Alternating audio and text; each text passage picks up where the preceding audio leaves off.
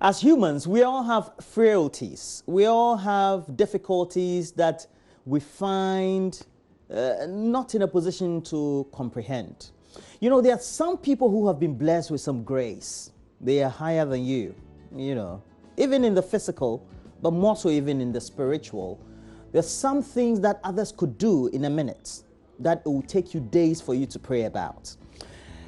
Let me share this message with you. I have this good friend of mine who told me a great message. And he talked about the grace that God has bestowed on others. It doesn't matter the God that you say, whether it's Allah or whether you're a Buddhist or you're a traditional worshiper or you worship Jesus, the Son of God. There's always a grace that has been bestowed on people that I expected or have been put in the front line for you. But that grace, you have to acknowledge. If you fail to acknowledge that those around you or those who have been put in line for you have that grace, you also fail to unearth the opportunities that will be available for you. You know, there are some people who need and should come your way, destined by God to open doors for you.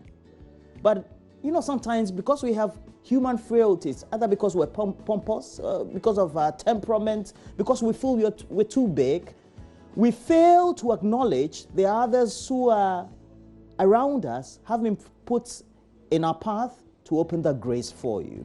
Look, pursue your goals and objectives, but also know that you can't do it alone.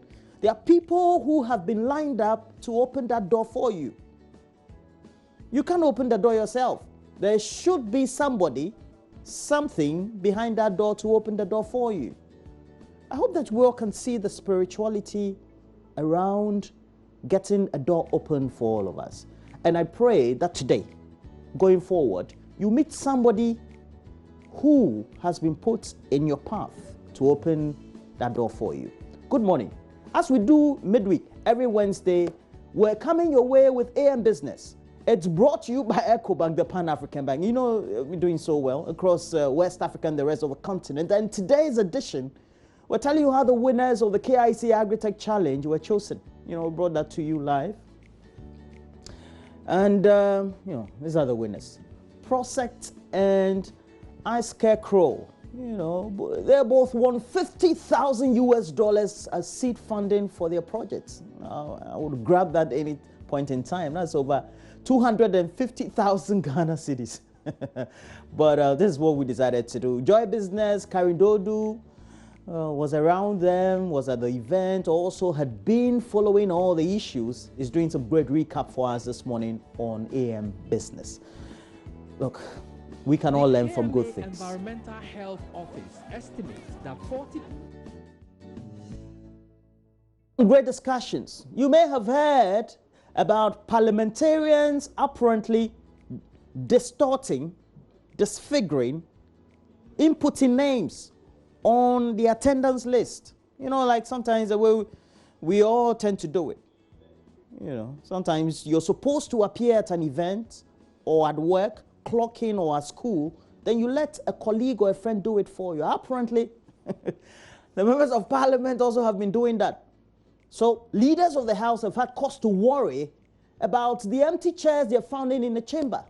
What do we usually say? We're a reflection of the leaders that we elect.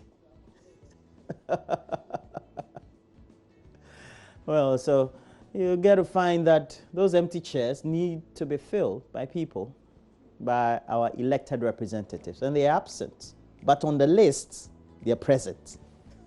So Roxanne Nelson Dafamakbo is a legal practitioner, but he's also a member of parliament for South Dine. He will be right here. We'll ask him why. I don't know whether he's usually absent. I haven't found out. So we'll ask him why. A number of his colleagues usually are absent, but present on the list. So we'll also have alongside him Bernard Mona, National Chairman, the People's National Convention, because there are other topical issues we need to discuss as well. You know, there seems to be increasingly the advocacy for the no vote in the referendum. But we also do know the General Secretary of the MPP, John Boedu, convened a press conference and encouraged the NDC to come to the table, as well as all those who would having other, distorted minds. They want to vote no, advocating no. John Boedu says, please come to the table, consensus.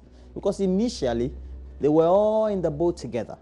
But we'll discuss all the related issues. Why is there yes advocacy and no advocacy?